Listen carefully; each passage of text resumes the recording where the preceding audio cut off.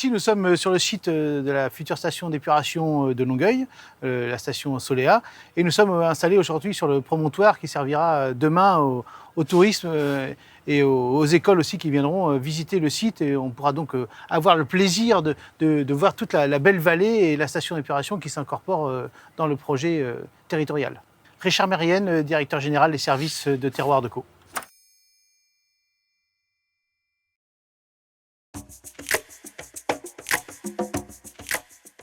Ça a débuté pour nous par la création des stations d'épuration, puis la création des réseaux d'assainissement qui viennent s'incorporer à cette station d'épuration, pour après travailler sur le cheminement doux qui va se lier sur la basse vallée de la Sanne, qu'on va travailler aussi avec le Conservatoire du Littoral, la commune de Cuvillerville, et nous avec notre phytotourisme, pour que demain on en fasse vraiment un territoire dynamique autour de ce beau projet.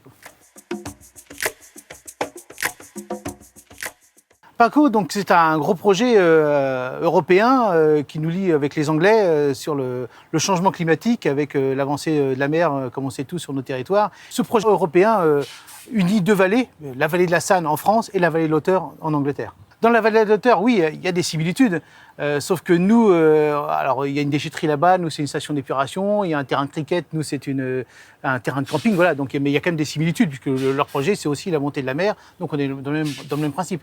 Mais voilà, c'est pas tout à fait le même projet, mais ça peut se dupliquer d'un à l'autre. C'est pour ça d'ailleurs que le projet a été lié et qu'on peut demain montrer l'exemple et faire des livrables qui serviront à l'Europe dans sa globalité.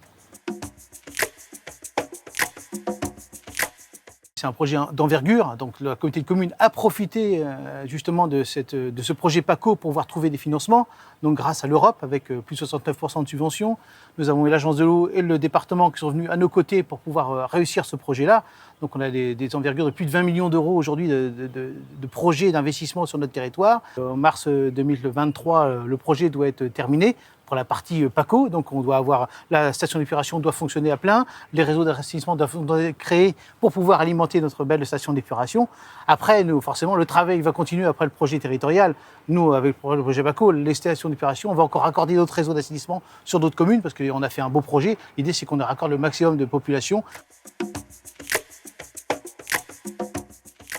Moi, aujourd'hui, c'est ma relation, c'est que tout ça, ça fonctionne bien, que les élus soient informés de tout et qu'on puisse faire en sorte que le projet aboutisse le plus vite possible.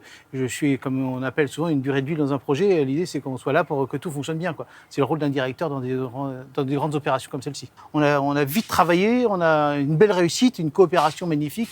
C'est un exemple pour nous. Moi, je suis très, très fier d'avoir pu participer à ça, quoi. Tout ce qu'on espère, c'est que ce projet-là, novateur, puisse donner des envies à d'autres territoires de faire la même chose et réussir avec une belle coopération des projets aussi exemplaires et qui soient encore mieux que les nôtres, c'est ce qu'on souhaite.